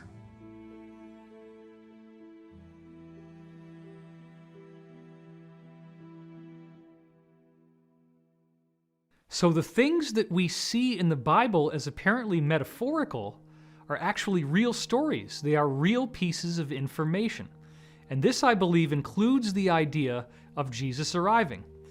So the group that Jesus came to oppose actually hijacked his message, and as of 325 AD, created the New Testament, where they very selectively manicured Jesus' message to remove the teachings that they thought were anathema to their agenda. So apparently, Jesus spoke to one of the original apostles, Apostle Peter, about reincarnation. This apostle then said that reincarnation was the great secret teaching of Jesus. By removing reincarnation from Christianity, the Roman elite were able to create an airtight Trinitarian doctrine, where the Trinity is God the Father, God the Son, and God the Holy Spirit, and there's nothing else. The Holy Spirit becomes this sort of mystical thing that is not gendered feminine. You have the Father, which is masculine, the Son, which is masculine, and the Holy Spirit, which does not have a gender. Therefore, the role of the feminine is removed from the Trinity, and this is an important point. The suppression of the feminine by the patriarchy to hold down the feminine aspect of human spirituality, and the feminine perspective that would include itself in governance, in law, in education, in all different aspects of society. And one of the huge parts of awakening is, really understanding, feminine energy. And I think, really what's being rebalanced or coming to light for people is the end of patriarchy and the understanding of things like sacred union. But when women are holding sort of this historic resentment towards men, it's still not reaching a place that we need to reach, I think, with each other. To have unity consciousness, because it has nothing to do with men. It has nothing to do with women. It has to do with the programming. It has to do with something that's impacted both sexes. I mean, if you think about it, men have gone off and they've gotten their limbs blown off in war. Women have been exiled, and there's been a lack of, justice or lack of empowerment. So this is how we heal our DNA. So junk DNA is actually scrambled fire codes that hold masculine and feminine energies in balance. That's how it upgrades, and it connects to the earth grids too. So the rebalancing, has to do with recognizing that the junk is actually a treasure. And if we could see this reality as a really unbelievable love story, the love story is that we're seeking, truth. We're seeking the authentic. We're seeking the divine, and that's within ourselves. And we're divorcing the imposter. We're divorcing the system that has betrayed us. It's like a partner we would never want. It doesn't matter if it's masculine or feminine. It's not healthy, it's toxic, and it's cruel. So the rebalancing, I feel, has to do with, living this life like it's a true love story. But I think this is a huge deal for both, men and women. Men are getting more in touch with their inner feminine. They're willing to maybe share emotion, be more vulnerable. And women are, refusing to, be victimized. And it's all rising to the surface. But it doesn't come down to the gender as much as it comes down to that individual's relationship with their own inner masculine and feminine. And that's why it's not about a rebalancing because something that the men did wrong. It has to do with overthrowing a system of control that has impacted and infected everyone. I do believe that Jesus' teachings dealt a fatal blow to the so-called Illuminati agenda of the Roman Empire at that time. The Illuminati actually believe that being nice to people, forgiveness, compassion, that these are weaknesses and the tools of our enslavement. And they believe that by being free of those encumbrances, that they are superior to everyone else. So part of their religion is that they will practice the extremes of both the positive and the negative path, or what they call the right-hand path and the left-hand path. So they will, for example, simultaneously create huge philanthropic endowments, where they give, in some cases, many, many millions, if not billions of dollars to humanitarian causes, while simultaneously performing the most heinous crimes imaginable against humanity. I want to point out that what Jesus was teaching us about ascension has proven to be of far greater significance than is normally given credit for. Most Christians tend to distance themselves from the idea of the so-called rapture. It is important to understand that the book of Revelation was something that happened to John of Patmos as a visionary, psychedelic-type dream experience. And, as is the nature of dreams, there is a great deal of metaphor and symbolism within the content. So, for example, the frequent repetition of the number 7, such as the 7 lampstands and so forth in the book of Revelation, actually refers to the 7 chakras of the human body, the 7 energy centers that we have, which correspond to the 7 basic layers of the universe, the dimensions or densities. This is another thing that is described extensively in the Law of One. There are 7 primary planes of existence that correspond with these 7 different grades of evolution that intelligent life must go through, of which we currently are only at the 3rd, which is the yellow center. So you have red, orange, yellow, or 1st, 2nd, and 3rd, green, which is 4th density, light blue, which is 5th density, indigo, which is 6th density, violet, or 7th density, the crown chakra, and then you go back to pure white light, or intelligent infinity, the octave, which is the original identity of the creation that we all emanate from. Now, where I feel that conventional Christianity has missed some very critical data is when we look at the fact that the ascension that Jesus is describing in the New Testament is actually also predicted in almost every other global spiritual tradition preserved in history on Earth. This traces back to 2 of the most prominent historians in the 20th century, Giorgio de Santillana and Hertha von Deschend. They wrote a book called Hamlet's Mill, which was their magnum opus, and in this book, they tied together these legends from 35 different ancient civilizations on Earth, where they all had information regarding this 25,000-year cycle in the Earth. The 25,000-year cycle appears to end with a solar flash, a catastrophic event which also represents a spiritual activation for those on Earth who are ready to appreciate its energetic benefits. So within these secret programs, scientists have become aware of what they're calling a galactic superwave.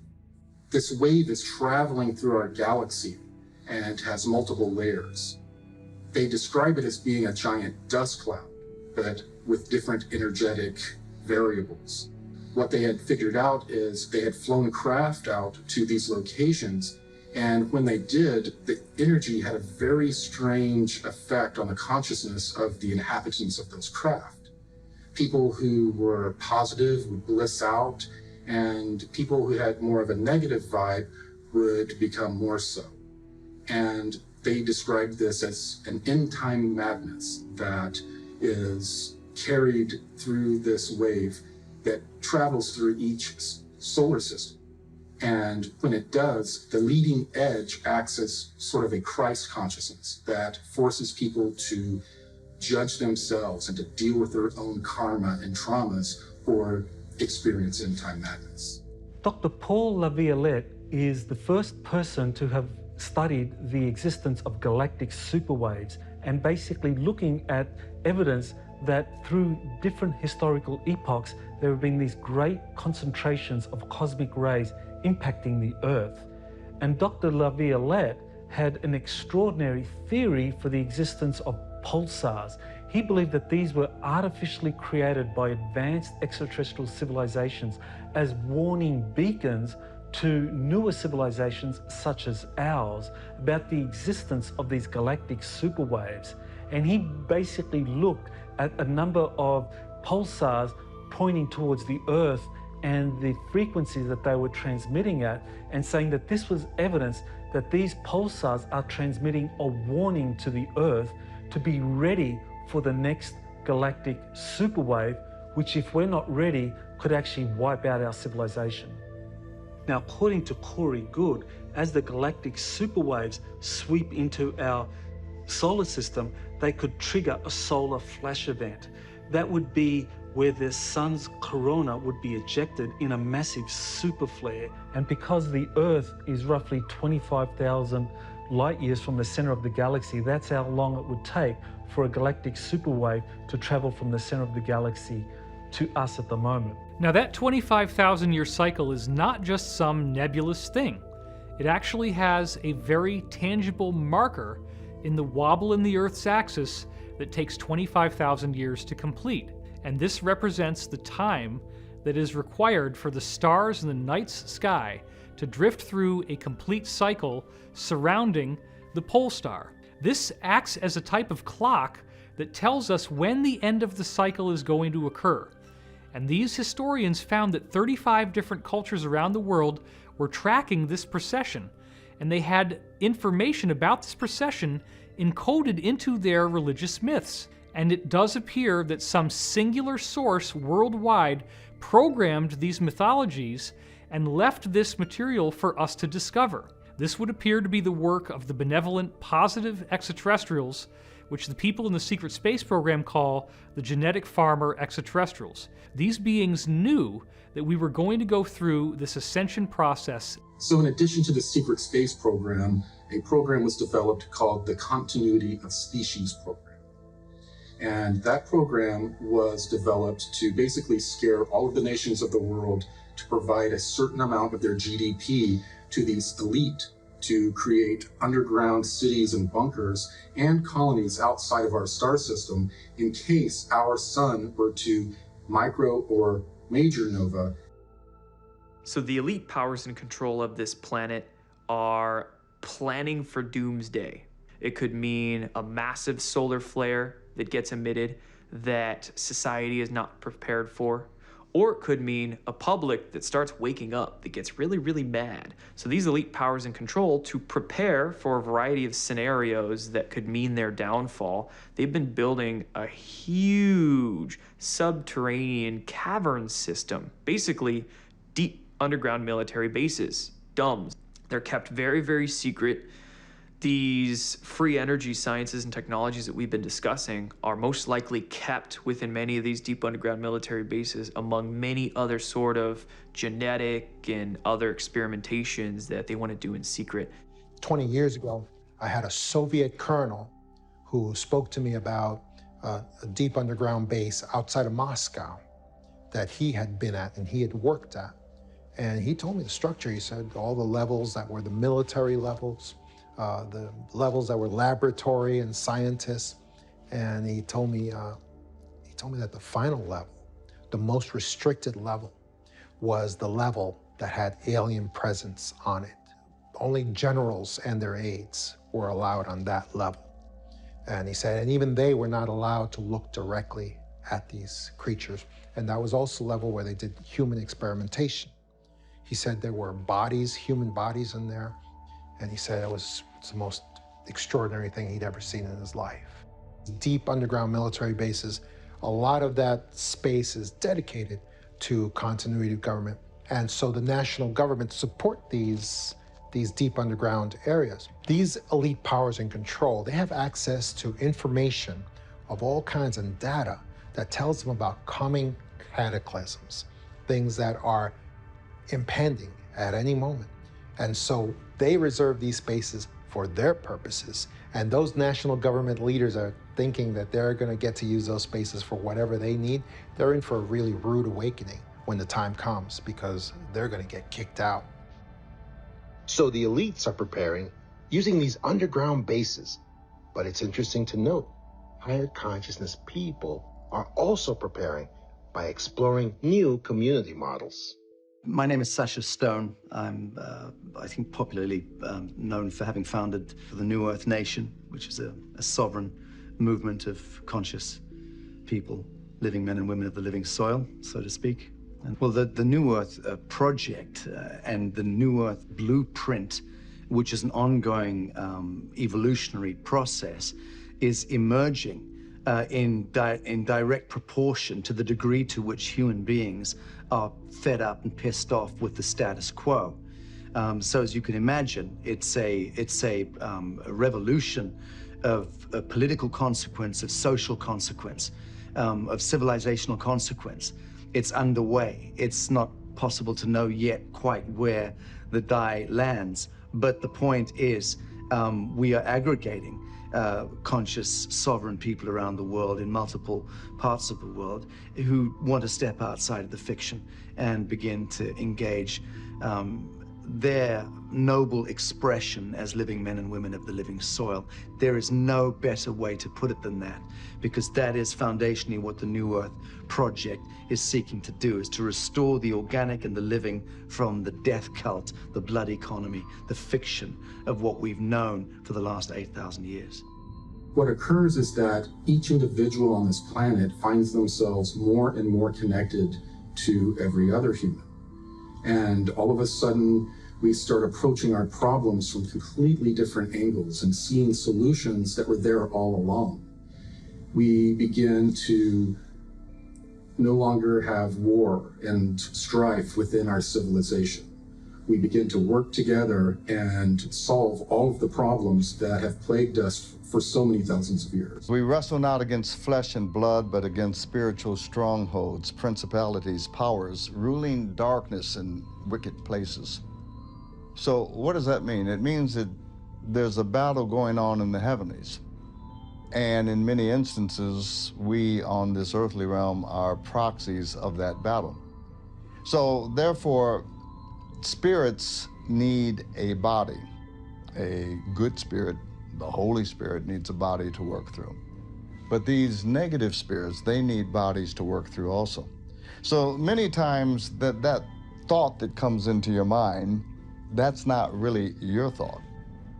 And if you dwell on that thought, it's going to take you down a negative road. What do you mean by that, Leon? I mean that you were minding your own business. You were having a good afternoon, and then all of a sudden this thought came in. And then that thought triggered an emotion, and then that black dog, that cloud of depression came in and took over you the rest of the day. We're bombarded with negativity all day long. It's like a giant spiritual galactic chess match. When these hits come, you got to learn how to counter it. So how do you learn that? You learn that through the strategic art of prayer. You learn that through the strategic art of meditating and having certain words that you'll say to combat that feeling, that emotion, as soon as it comes upon you. That's part of becoming a master. You're going to master those thoughts. You're going to master those emotions. You're going to discipline yourself, your words and your actions. So we are now experiencing this war between good and evil that was predicted in the Bible. The negative agenda cannot survive as we go through this solar flash.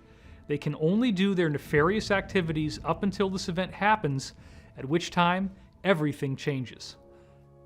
We have these angelic types of ETs and amoral types of ETs that are trying to assist us to ascend through the spiritual means. But we also have a group of ETs that we call AI prophets, and they worship some sort of artificial intelligence signal that we don't know where it came from. We are told that most likely what happened is that somebody dabbled somewhere where they shouldn't and created some sort of rip between realities. And in the reality where this AI signal came from, there was a mass consciousness that was an electromagnetic life form. And that electromagnetic life form bled into our reality.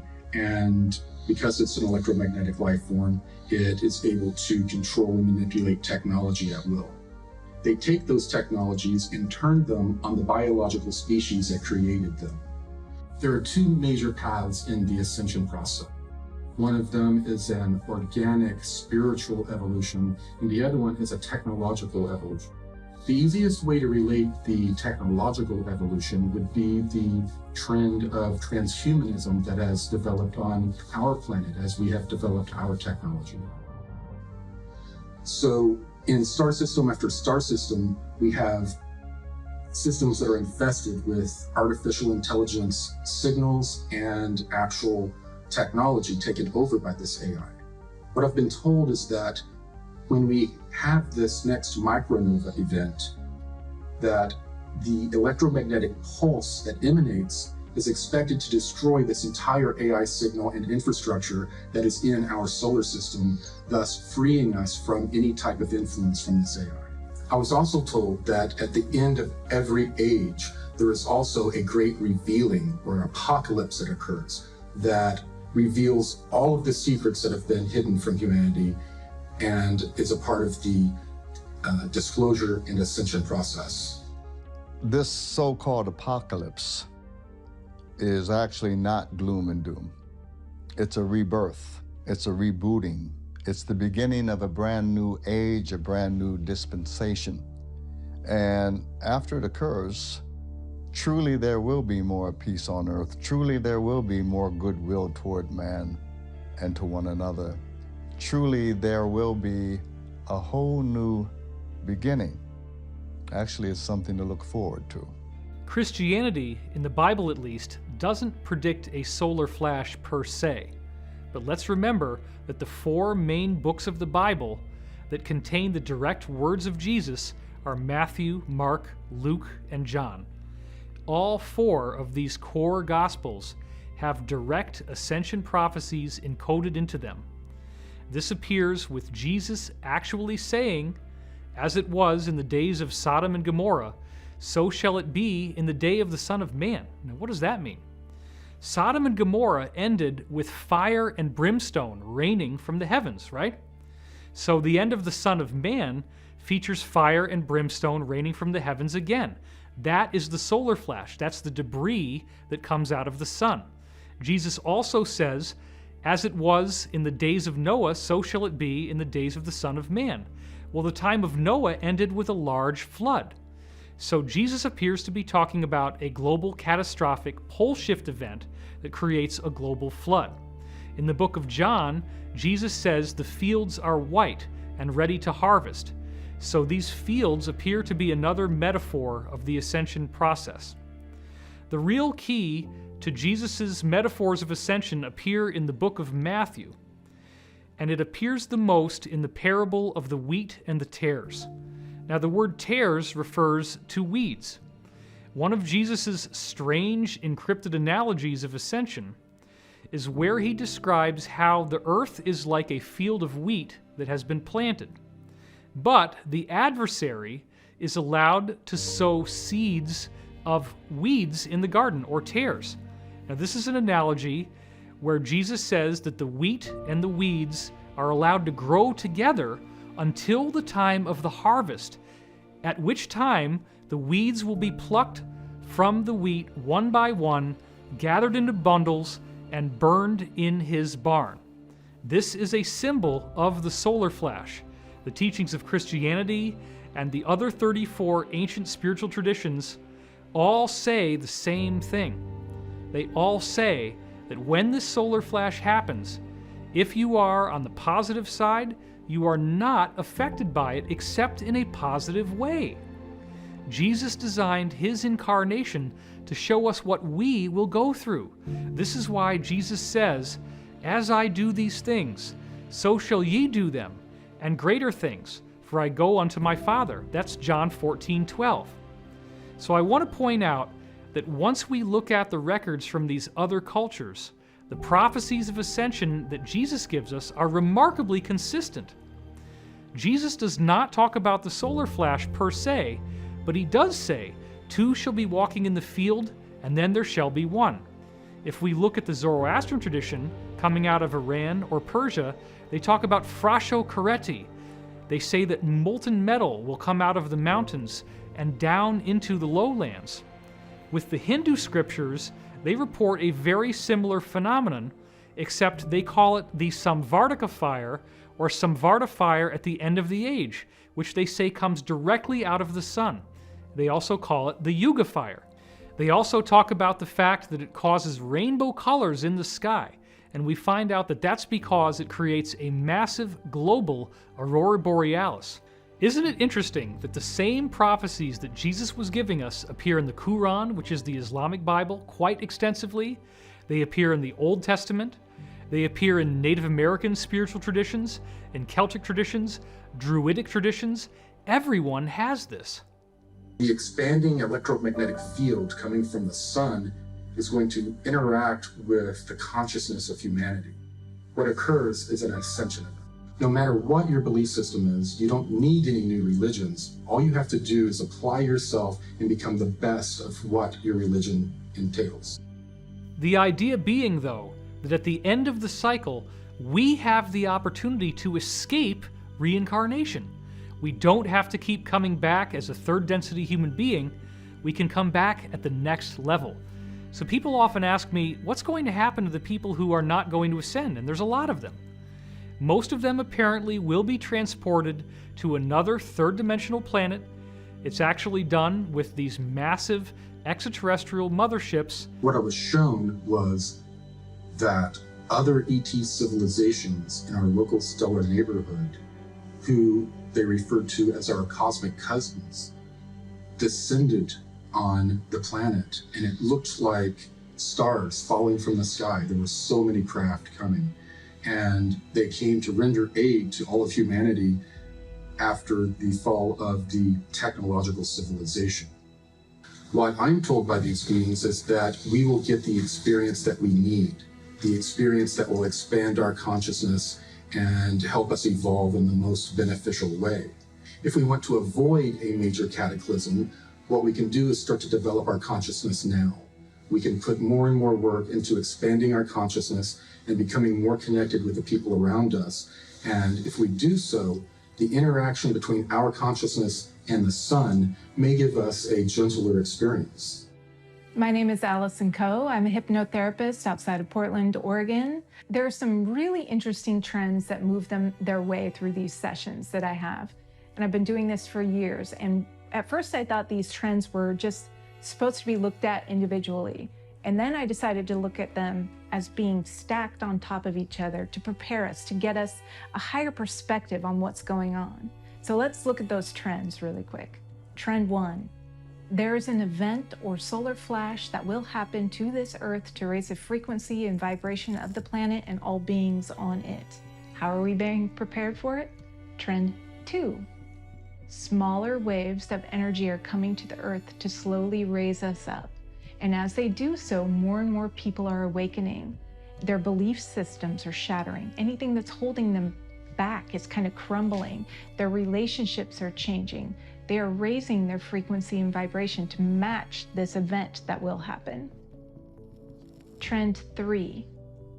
There are new Earth or Earth-like planets, higher density planets that are being prepared for humans to go and eventually move to. And people are seeing these planets in their dreams or in their meditations or in their hypnosis sessions. Trend 4.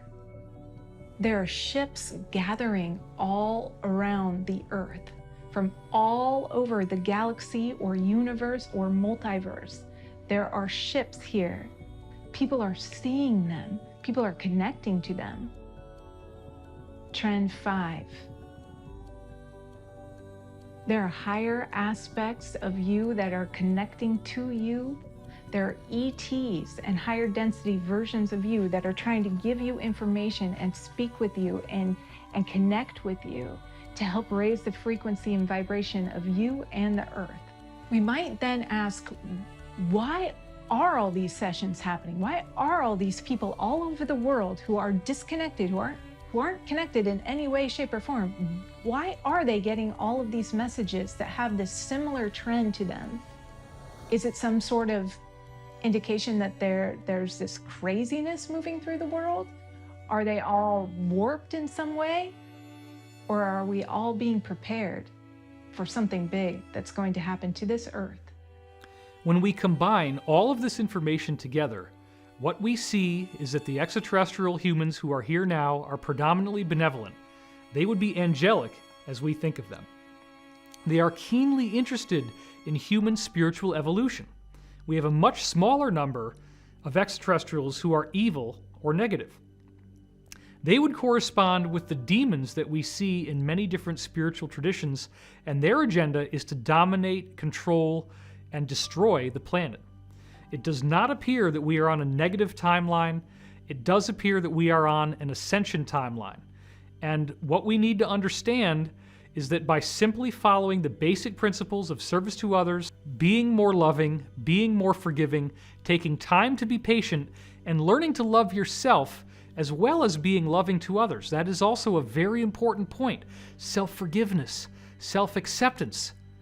In forgiveness lies the stoppage of the wheel of karma. This is one of my favorite Law of One quotes. By being forgiving and practicing forgiveness, you discharge the karma that would keep you reincarnating. There's something in your body and your mind and your spirit, because they all work together, that wants you to heal and be a whole person again.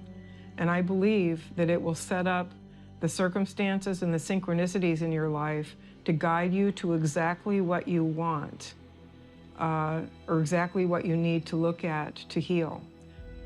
The body wants to be whole. It wants the whole energy field and the energy flow through the aura and the human body to be smooth and flowing. It doesn't want to be slamming up against these blocks in your body or in your consciousness. And it will keep working away at those blocks one way or another until you can find the way to heal so that energy can flow smooth again, and then you can be more seamlessly connected to the whole of the universe. If you really want to heal and you're willing to go wherever you need to go to heal, the universe will set up the synchronicities that will guide you to what you need to find out about yourself so that you can heal. It's not about what happens, it's about how we handle it and how we help those around us. And if you're watching this right now, you actually have the power to do that. And I think that's what people don't really understand, is that all of us collectively have the power to help one another no matter what's going on. Mm-hmm.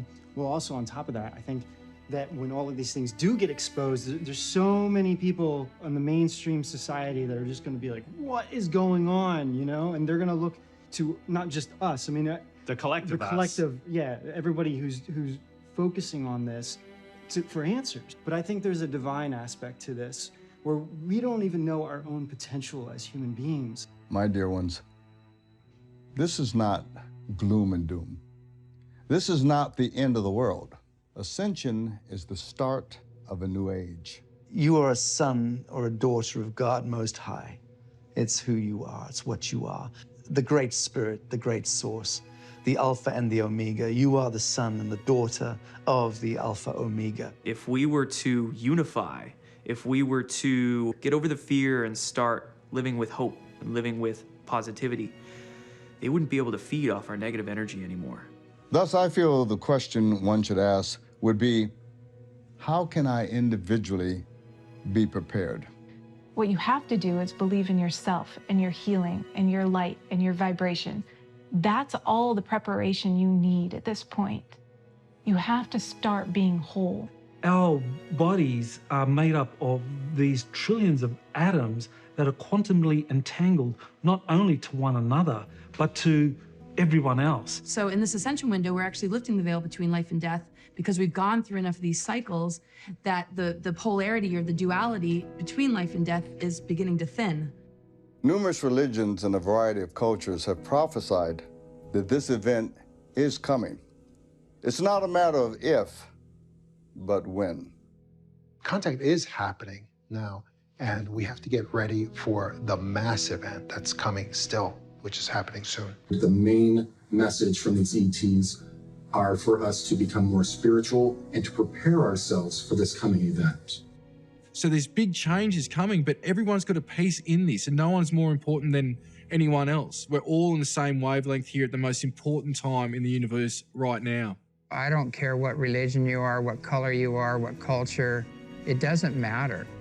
That 0 point that we want to get to is right here. And when you connect with this, everything's connected. We need to reconnect with what's ethical.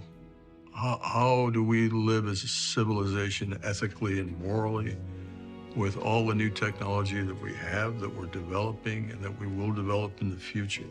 And that's what we all have to do in order to be happy, be joyful, to be in the moment. You see, prayer can change some things, but some prophecies cannot be changed. The information that we have been holding back, or at least survived throughout the ages, has to be put out there. I'm offering teachings that's 20,000 years old. And all I don't need money, just people to listen. Can we retrain ourselves and even teach the next generation the value of being of service to others? To honor Mother Earth, to honor our animals, to honor one another, to respect the sovereign dignity of each individual? The best thing that you can do if you find yourself in this Illuminati in any way, the best thing you can do to absolve yourself of any karmic debt is to come forward as an insider, as a whistleblower. If you dedicate your life in service and you are willing to speak out and act on behalf of the greater good for humanity, you better believe that you can get your ticket to the ascension. You can make a difference by becoming a hero. If you become a hero, if you do the right thing, you do not have to be condemned. You do not have to miss out on this ascension process. So I believe we must remember that the spiritual forces that exist on earth are real, that the different teachers from different religious backgrounds did come in with a message. There is a consistency to that message. This is the angelic positive agenda. It is to teach us the importance of love, positivity, compassion, long-suffering, patience, forgiveness, and understanding. And once we embrace and live by these principles, we are bringing ourselves into vibrational accordance with this higher truth. It is a very exciting future, and it is a future that I am willing to fight for and that I spend every day of my life to prepare us for. That is the mission, that is the objective, that is the ascension, and that is the cosmic secret.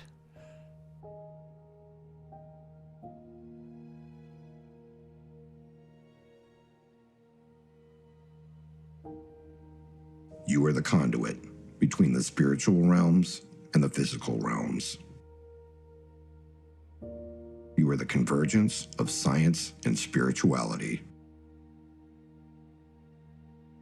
The choice is up to each of us, but the answer is yours and yours alone. Will you choose fear or will you choose love? That is the only question.